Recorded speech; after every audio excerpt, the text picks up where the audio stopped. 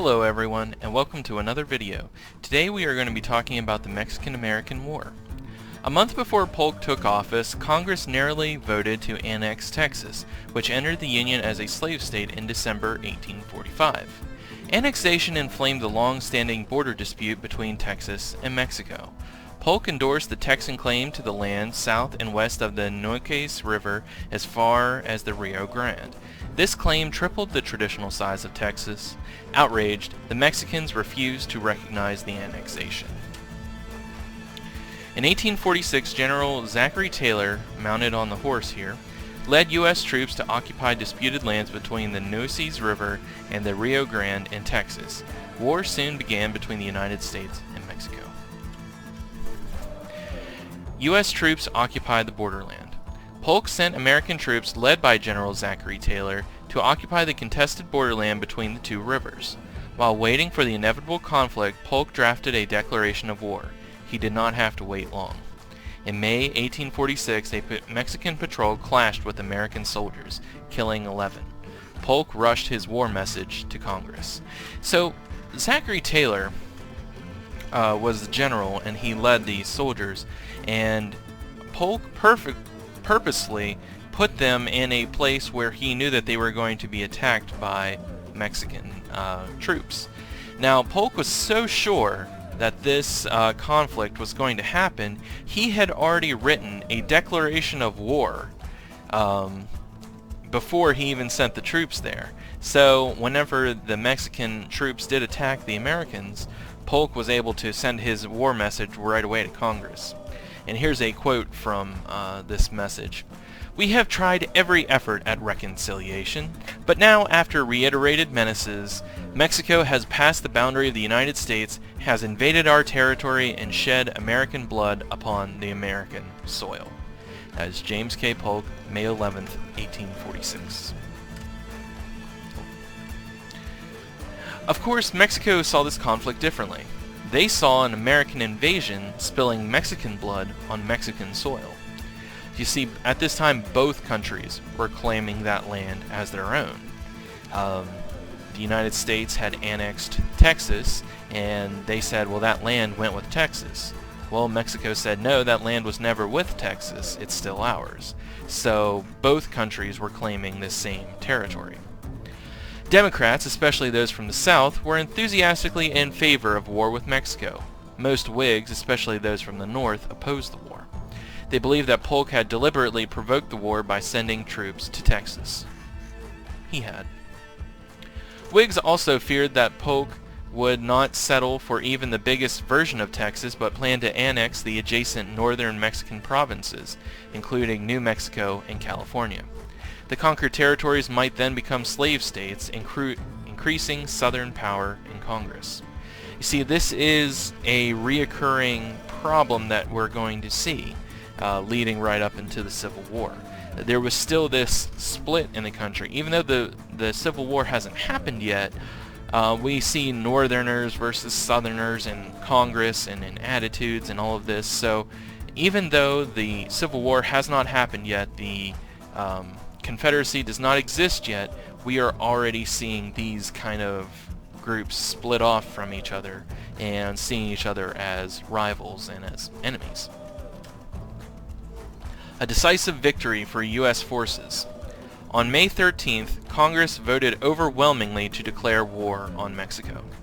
In the war, the United States had great advantages. It was much larger, wealthier, and more populous than Mexico. The Mexicans lacked the industries that so quickly and abundantly supplied the Americans with arms and ammunition.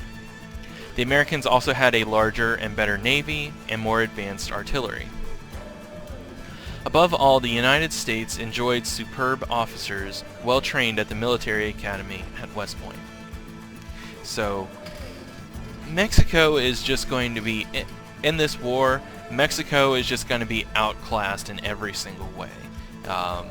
America has more people, it has more wealth, it has better supplies, it has better trained commanders. I mean, Mexico was outclassed from the beginning.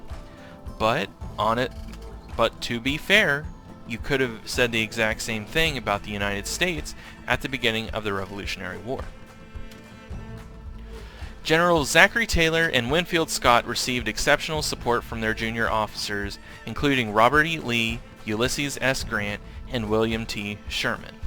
Now, remember those names, because here in a few chapters, whenever we're talking about the Civil War, I guarantee you're going to hear them again. Meanwhile, Mexicans were bitterly divided because Santa Anna had resumed his dictatorship. In this one-sided war, the United States won every major battle. You know, United States is just taking Mexico to town in this war. It's like, it's not even a... That's what it means by one-sided. Yes, there were two sides in the war, but it's considered one-sided because Mexico was just outclassed in every single way, and the United States wins every major battle in this war. During the summer of 1846, General Stephen W. Kearny quickly conquered New Mexico. Meanwhile, the U.S. Navy helped American settlers, led by explorer John C. Fremont, to seize control of California. Until they could legally join the United States, these rebels organized the short-lived Bear Flag Republic. Fremont joined forces with Kearny to bring all of California under American control. So the rebels in California rise up against Mexico and form their own Bear Flag Republic for a short time until they can be officially annexed into the United States. Taylor led another army deeper into northern Mexico, seizing the city of Monterrey in September. In February 1847, Santa Anna tried to retake the city, but Taylor's small army defeated the more numerous Mexicans at the bloody Battle of Buena Vista. By early 1847, American forces had achieved all of Polk's war goals, so they could have ended the war there. However, in March, the Navy carried another American army commanded by Winfield Scott to the Mexican port city of Veracruz. After seizing the port, Scott boldly marched his men through 200 miles of rugged terrain to Mexico City. Scott faced bitter resistance at Chapultepec, a fortress above Mexico City. The defenders included 6 young Mexican cadets, ranging in age from 13 to 19, who fought to the death. Today, Mexico honors the cadets who fell at Chapultepec as Los Niños Heroes, or the Child Heroes. In September 1847, Scott captured Mexico City. After little more than a year and a half of fighting, the Mexican-American War had ended in a thorough American victory. You know, not only did America win every single battle that they went up against Mexico in, they even went as far as to capture Mexico City, which is their capital city. It would be like if an enemy invaded us today and they captured Washington, D.C. So this is a thorough American victory. You know, Mexico loses every single battle, and it was just, they were doomed from the start. Like I said before, you know, America had more people, it had more equipment, more ammunition, more weapons, they were better trained. You know, this was a one-sided war if I'd ever seen one. It was not at all, you know, America thoroughly trounced Mexico in this war.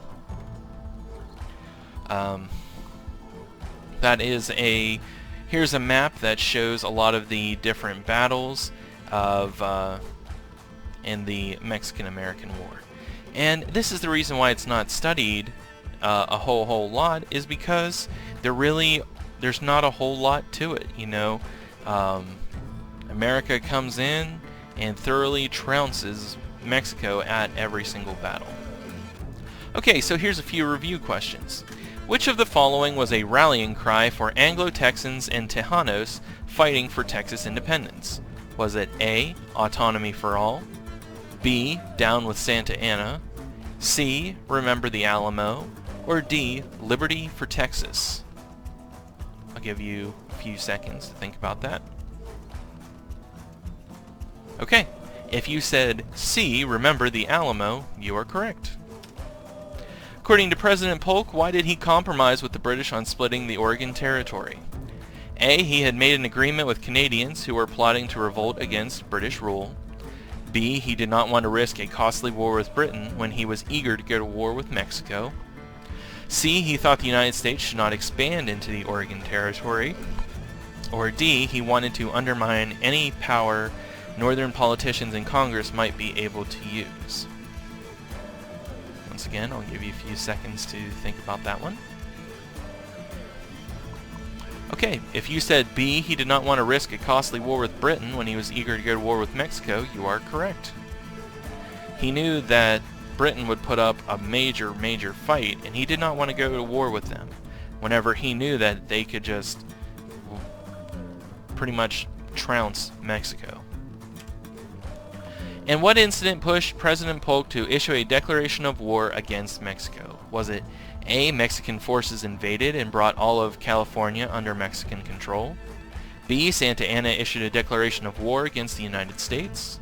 C. Mexico claimed and sent troops to occupy the contested borderland between the Nueces River and the Rio Grande? Or D. A Mexican patrol killed 11 American soldiers in the borderland?